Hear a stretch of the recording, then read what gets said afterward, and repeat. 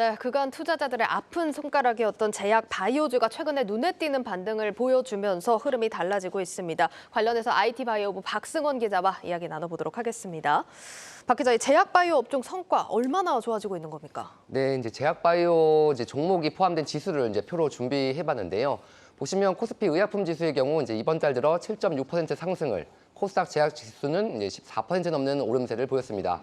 그리고 한국거래소가 선정한 제약 바이오주 89개 종목의 주가를 보여주는 지수가 바로 KRX 헬스케어 지수인데요. 예. 국내 증시에서 제약 바이오주 업종을 대표하는 지표인데 이 지수 역시 이번 달 들어 10% 가까이 상승했습니다.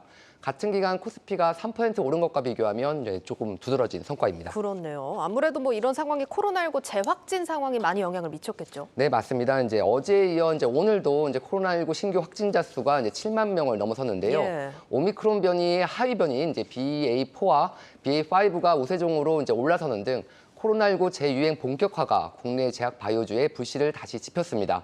여기에 최근 글로벌 경기 둔화 우려 속에서도 제약 바이오 기업들의 실적은 경기와 크게 관련이 없다는 진단도 긍정적인 영향을 미쳤습니다. 알겠습니다. 이렇게 코로나 재확산 추이에 제약 바이오주 좀 긍정적인 영향을 받고 있는데 이런 코로나 관련주 이외에도 지금 또 주목할 만한 종목들이 있다고요? 네, 그렇습니다. 바로 미국 임상종양학회 즉 아스코 관련주인데요. 네. 항암 분야의 올림픽이라고 불리는 아스코는 지난 6월 초 2년 만에 대면 방식으로 진행됐었는데 당시 참가 기업들은 시장에 관심을 받지 못했습니다. 과거와 달리 이번 행사에서는 참가 기업들의 연구 결과가 큰 주목을 끌지 못한 건데요. 하지만 최근 들어서 아스코 참가 기업, 즉 항암제에 주력하는 기업들의 주가가 크게 오르며 뒤늦게 반영되는 모습을 보이고 있습니다. 실제 면역 항암제 전문 기업 네오 이뮨텍이 30% 넘게 상승한 것을 비롯해 메드팩토, HLB, NK맥스 등이 10% 넘는 오름세를 나타냈습니다. 항암제 분야에 대한 글로벌 인수합병 기대감, 여기에 하반기 몰려있는 개별 종목별 상승 모멘텀에 대한 기대감이 반영되면서 매수세가 몰리고 있는 건데요. 관련해 전문가의 의견 들어보겠습니다.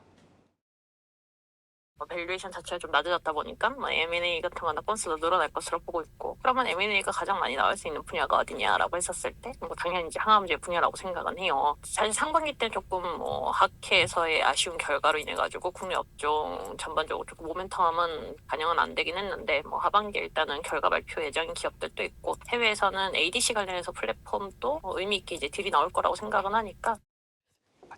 네, 일단 글로벌 M&A 기대감까지 좀 큰 영향들을 받고 있는 상황인데 그러면 앞서서 언급했던 기업들 중에 어떤 기업들을 좀 주목하면 좋을까요? 네, 증권가에서는 항암제 관련해 임상 진전에 따른 데이터 축적과 연구 성과 발표가 무엇보다 중요한데 이런 기업들 가운데선 유한양행을 가장 주목할 필요가 있다고 조언합니다. 네. 현재 유한양행은 비소세포 폐암 신약의 단일요법 임상 3상과 얀센의 항암제 아미반 타막과 과의 글로벌 병용 임상 3상을 진행하고 있는데요. 예. 다음 달 세계 폐암학회에서 글로벌 임상 신규 데이터 발표에 이어 연내 단독 투여요법 임상 3상 데이터 발표가 예정돼 있는 등 연구개발 모멘텀이 커지고 있는 점이 긍정적이라는 평가입니다.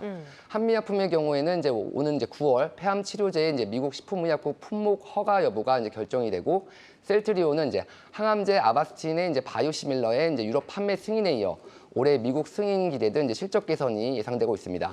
다만 개별 기업들의 실제 임상 결과에 따라 변동성이 커질 우려가 있는데요. 이 때문에 앞선 기업들 가운데 실제 가시적인 임상 데이터나 매출 성장세 등을 보이는 기업을 중심으로 투자에 나서야 한다는 조언입니다. 예, 잘 들었습니다. IT 바이오부 박승원 기자였습니다.